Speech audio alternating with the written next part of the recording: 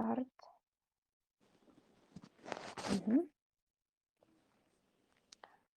Dar kartą perskaitysiu savo sapną,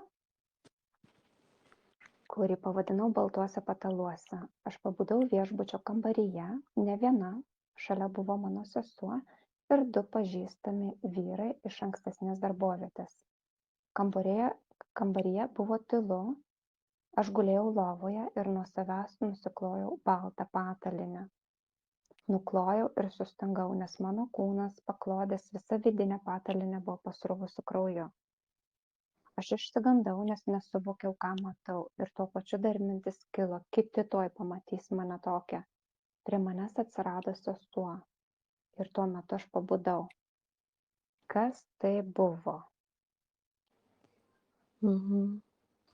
Tu kai pradėjai skaityti, čia žinok, pas mane ir lietus pradėjo lyti, ir vėjas sukilo.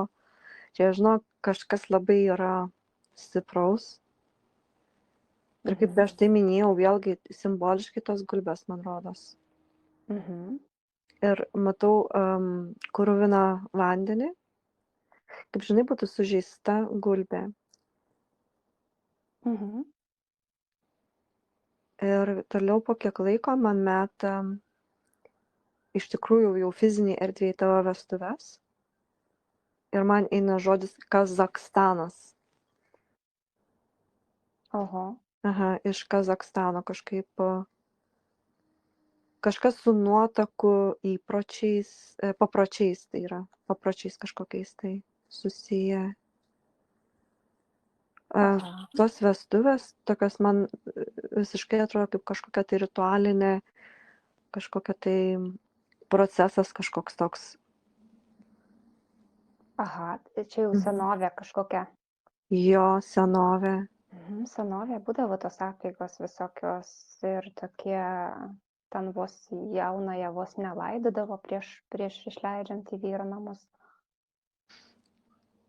Man tai rodo tokį daugiau kaip pagrobimą, supranti? Toks kaip nužiūrėta nuotaka ir pagrobimas. Ir jis tikras tas pagrobimas yra, kad turėjo įvykti vestuvės, bet prieš jas pagrobė? Taip. Ne tai, kad prieš jas pagrobė, bet toks Kaip žaidimas? Kaip žaidimas, taip, nuotaka, taip pažinai. Tai yra, man atrodo, nuotakos grobimas, juk ir Lietuvoje šitas yra kažkoks, kaip kažkokia tai... A ne? Nu, man labai girdėtas.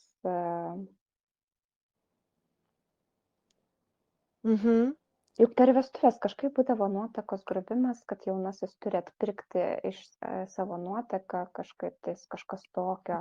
Gali būti, žinok, aš pilnai tikiu. Bet čia man grinai nuo Kazakstanas. Rodo, Kazakstanas, žinai, labai daug tokių įdomių kaip kalnai dar kažkokie, matau, gamta tokia labai įdomi. Pievos ir arkliais.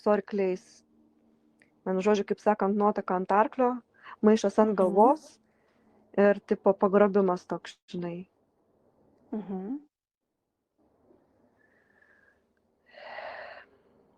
Ir aš matau, kai tu blaškaisi, tau nepatinka tai. Tas visas procesas tai labai, supranti, kažkaip išblaško, sutrikdo labai. Tau nemaišo pašaliniai garsai, tu ko nors girdi, Saulė? Aš truputį girdžiu, bet nemaišo, mano tau maišo. Ne, viskas gerai. Tai vat.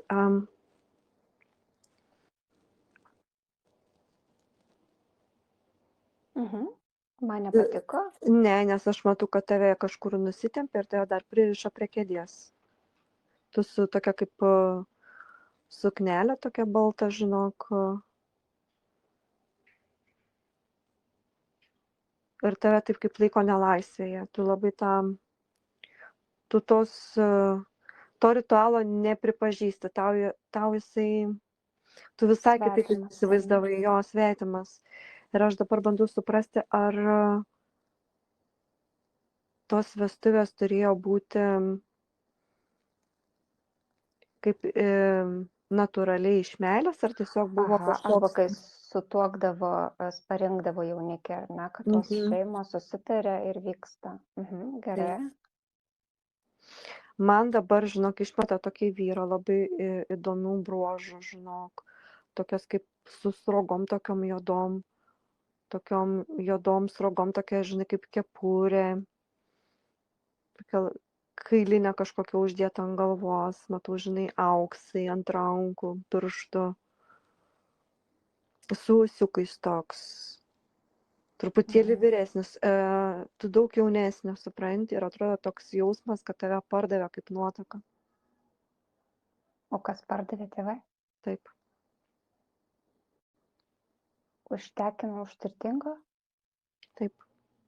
Man rodo, žinai, kažkaip pinigus, bet tie pinigai tokie kaip bronziniai, nepasakyčiau, ką auksas, žinai, bet kažkas, kaip suprantu, tai turi aukštos vertės monetos. Tokios kaip monetos, bet tokios senovinės, žinok, tokių net nepamatysi čia taip jau.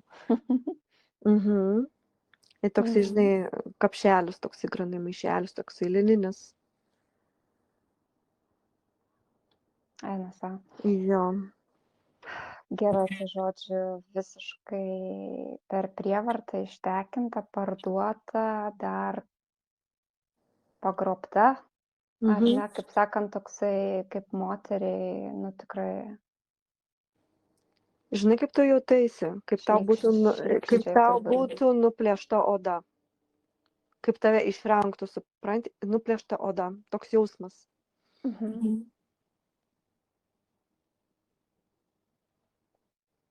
Ir kas vyksta toliau?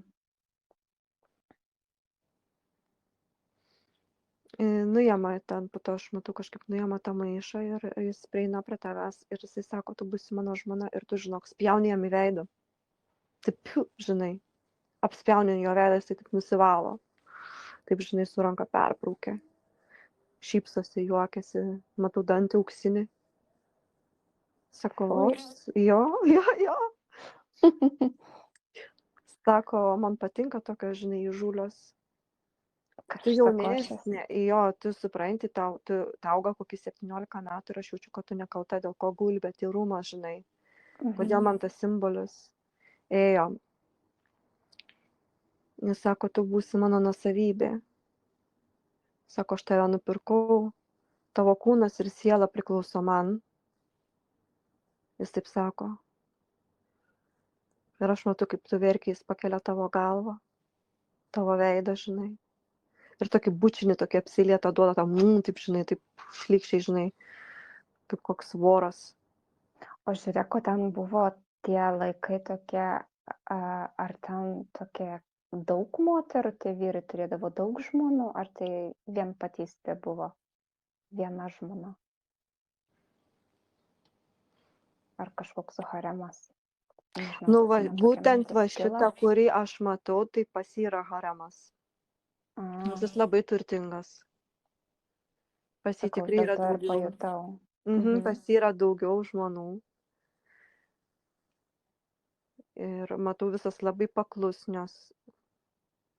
Čia, žinai, kažkokia nepaklusni. Nes visas žino, kad jisai įtakingas, supranti, turtingas. Ir o jis naudojasi valdžia. Labai siekia, žinai, kad, kad kad tu būtum jam nuolanki, žinai. Bando Bet tu nepaklūsti. Jo, bet tu nepaklūsti. Ir jisai tave kankina, man rodo, žinok.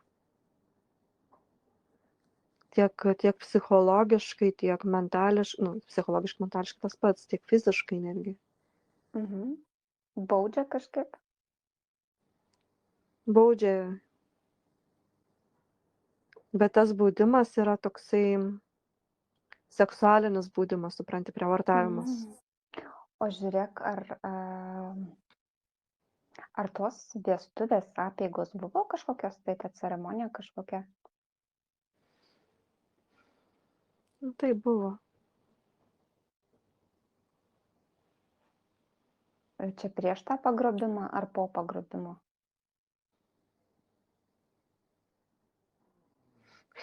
Čia buvo, žinai,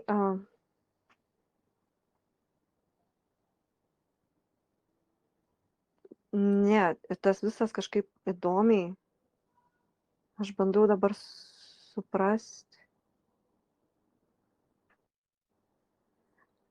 Nes tai, ką pamačiau, aš pamačiau kaip visumą, bet aš neišdėsčiau, ar prieš, ar po, atrodo viskas susijungia į vieną. Nes man atrodo, kai tu jau esi kaip jau jo žmona ir dar prieš tai tas pagrobimas su tuo maišu, tai buvo prieš vestuves. Tave laikė kažkokioj tai toj, kažkokioj specialioj vietoj, ruoštant tam potam, nes jis norėjo, tipo, kad matau, kad labai mėgstantis vakarėlius ir labai mėgsta švęsti, supranti. Prisikviečia labai daug žmonių ir aš matau, kaip jis žavisi tavim, ta prasme, kad visi žiūrėkite, kokią aš deimantą turiu, ten labai graži suknelė paruošta, tu ten tokia kaip karalienė atrodai, žinai, bet tokia visa nuvargusi, nepatenkinta, ten iš viso šypsenos net nėra, veide darai priverstinai viską ir tu negali pasipriešinti. Ir kodėl tu tuos sargybinius matai, kažkaip tie sargybiniai visą laiką stebi tave, kad tu negalėtum nei pabėgti, vienu žodžiu, kaip uždaryta kalėjime. Sargybiniai, tai turiu omeny, kur aš sakiau, kad patalpoje buvo 2 vyrai, bet man jie kaip jausmas buvo, kad tai buvo iš mano darbovietės. Aha, jo, čia tie patys, taip. Aš juos sargybinius matau. Aha. Nu, kad žiūrėtų tave, ta prasme, kaip prižiūrėtų, ta prasme, kad tu neturėtumai tos laisvės, supranti, kad... Aha. O mano sapne sesuo, ji prie manęs pribėgo, kai aš tokia visa išsigandau, kai pamačiau, kad krauju pasruvus esu. Kas čia buvo? Ar tai buvo mano pasąmonė? Ar tai buvo kita moteris?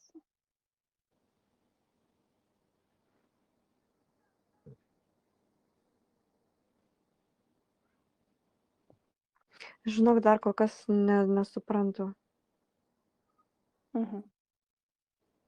Ne tai, kad tavo pasąmonė. Atrodo, kad buvo kažkokia tai moteris, kuri kažkaip padėdavo su aprangom, žinai, ten kažkokias... Tarnaitė? Jo, va, tarnaitė, taip, kur ten padėdavo tau apsirengti, žinai, ten matau suverždavo tos korsetus, žinai, tau. Aha. Tokia vat prižiūrėtoja. Supratau. Tarnaitė.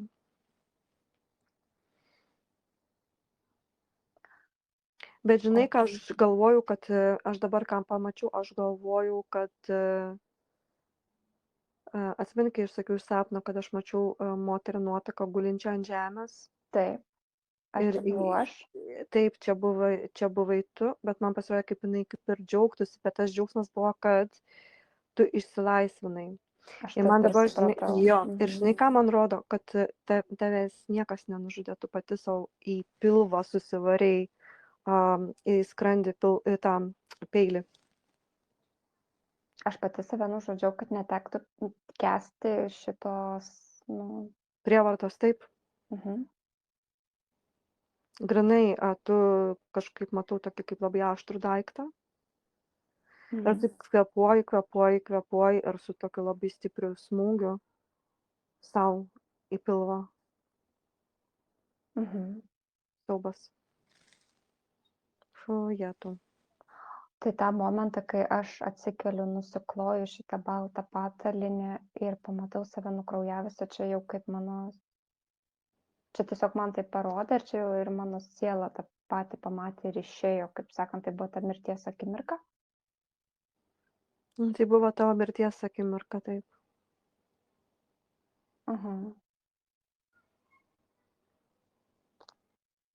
Ir tu buvai su baltais tokiais naktinukais, man rodo. Ir ruošėsi tam. Tu tiesiog nebegalėjai, supranti, verti to tokio. O aš ilgai kankinausi? Ta prasme, ten metais, keli metai, mėnesiai. 3 metai. 3 metai kankynės. Pažeminimas toks irgi. Visiškas toks kaip su daiktu, supranti? Mhm. Toks jausmas, Ir kad tu tam, esi jo nuosavybė. mhm. Oi, šlikštu. Labai. Tai tu, kur matai tam savo sapne tą pačią naktį, tu pamatei nuotaką gulinčią ant grindinio su šypsena, tai čia vienintelis mano buvo išsivadavimo kelias ir aš buvau laiminga išėjusi, ar ne, iš Taip, tokio gyvenimo bjauraus. taip. Tavo siela, supranti, negalėjo pakęsti to. Mhm. Negalėjo tiesiog, tu negalėjai priprasti, tu negalėjai, supranti, jam būti nuolanki, tu negalėjai tiesiog, tu negalėjai perlipti, tu negalėjai susitaikyti su jo tokio elgesiu, žinai. Ir tau Mhm. toksai, atrodo, vienintelį, ką galiu padaryti išsilaisvinimas, tai save, nutraukti savo gyvybę, nes man rodo, kad netgi bandymas buvo ir pabėgti nesėkmingai. Nes, žodžiu, kad tu svarstai daug variantų, supranti? Mhm. Ir tas variantas tuo metu atrodė tau teisingiausias ir geriausias, ką gali padaryti. O ta tarnaitė tau padėjo, žinok, jinai kažkaip su to, kaip tos smėlių daiktus, man kaip kardas, kaip durklas, kaip peilis, Mhm. kažkokia taip kaip pagalbininkė tavo. Ai, padėjo man Matau ryšys. nusižudyti?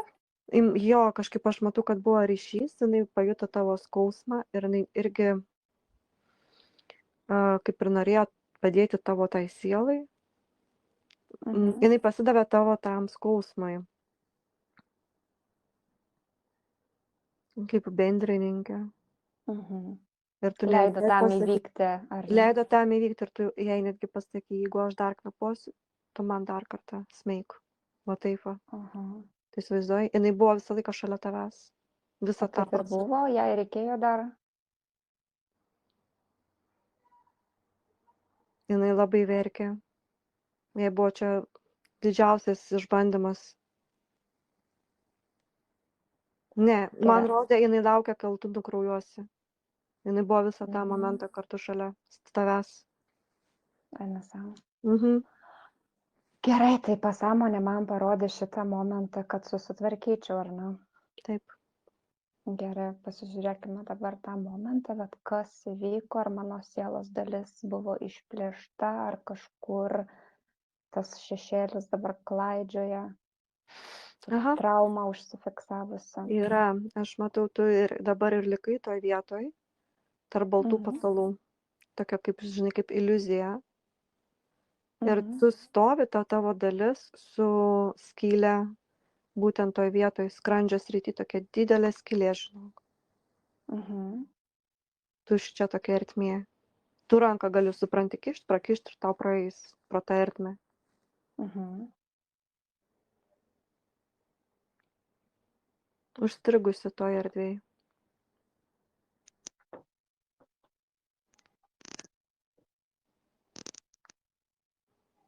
Mhm. Gerai. Tai Mhm.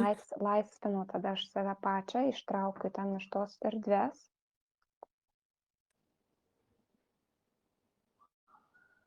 Mhm. Mhm. Nutiesiu kelią iki absoliuto, ar ne, kur čia dabar tas mano fragmentas turi nueiti saugiai.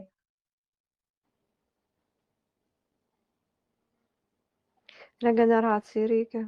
Į regeneraciją tada Mhm. viduje mes išvalome visą šitą informaciją, užgydome visas žaizdas, visą tą Aha. trauminę informaciją transformuojam, visą skausmą, visus įrašus. Iš tos vietos, kur įvyko ta savižudybė, iš tos Mhm. vietos visą informaciją irgi visą tą lauką išvalau, Mhm. surenku visą savo informaciją, visą savo energiją, skausmą, viską ir viską transformuoju į baltą šviesą. Mhm. Ir ta mano dalis, kuri atsiskyrė trauminė, tiesiog regeneruojasi tiek, kiek reikia, aš jai padedu Mhm. ir ji grįžta į ten, kur ji turi sugrįžti.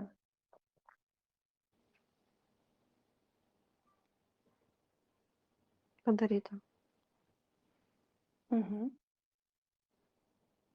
Dabar apsižvalgyk, ar dar kažką reikia padaryti. Ir regresuoti įvykį. Regresuojam įvykį atgal.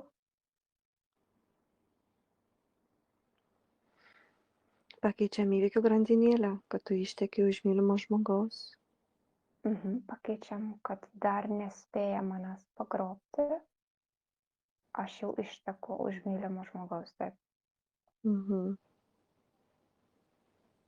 Ir Happy laimingai- ending, jo. Ir laimingai nugyvenu gyvenimą be Mhm. kančios.